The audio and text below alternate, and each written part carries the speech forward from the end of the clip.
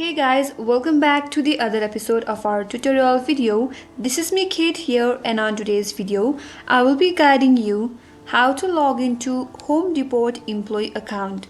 Now without any further ado, let's get started. Home Depot is a major American home improvement retailer that specializes in selling construction products, tools and services for DIY projects, home renovations and construction professionals. Now, in order to log into your employee account on your desktop, first of all, open up any web browser that you are comfortable with, and on the search URL, type in Home Depot employee login. Then press enter on your keyboard. That will take you to multiple search results.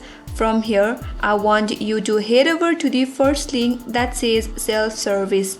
Click on that. That will take you to this page. Here, scroll down a bit and on your interface, under Welcome to Self-Service, there you will get three options in the color orange.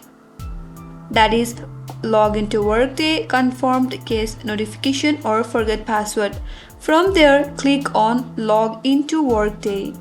That will take you to the login portal, and on this interface, first of all, enter your valid user ID associated with your account. And after that, enter your correct password under this password field. In case you forgot your password, click on this link that says forgot password, and that will help you out to recover your password.